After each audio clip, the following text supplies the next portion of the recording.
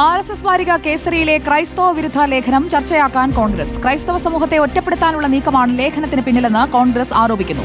ആഗോള മതപരിവർത്തനത്തിന് നാൾവഴികൾ എന്ന പേരിൽ പ്രസിദ്ധീകരിച്ച ലേഖനമാണ് വിവാദത്തിന് തിരികൊളുത്തിയത്.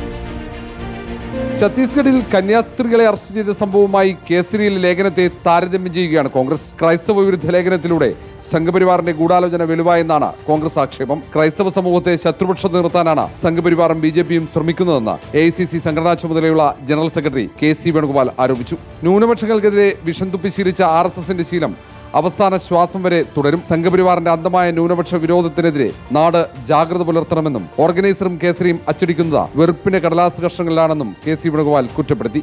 അതേസമയം വിവാദങ്ങളിൽ പ്രതികരിക്കാൻ വി മുരളീധരൻ തയ്യാറായില്ല. ഞാൻ വായിച്ചില്ല ലേഖനം. ഞാൻ വായിക്കാത്ത കാര്യം ഞാൻ എഴുതിയിട്ടുള്ളത് എനിക്കറിയില്ല. അത് തദ്ദേശ നിയമസഭാ തെരഞ്ഞെടുപ്പുകളുടെ പശ്ചാത്തലത്തിൽ കേസരി ലേഖനം വ്യാപകമായി പ്രചരിപ്പിക്കാനാണ് കോൺഗ്രസ് തീരുമാനം. കേസരിയിലെ ലേഖനത്തെ തള്ളിപ്പറയാൻ BJP തയ്യാറാകുമോ എന്നും കോൺഗ്രസ് നേതൃത്വം ചോദിക്കുന്നുണ്ട്. ക്രൈസ്തവ സമൂഹത്തെ BJP നേതൃത്വം ചേർത്ത് നിൽക്കാൻ ശ്രമിക്കുമ്പോഴാണ് കേസരിയിൽ വിവാദ ലേഖനം പ്രസിദ്ധീകരിച്ചത്. റിപ്പോർട്ടർ, തിരുവനന്തപുരം.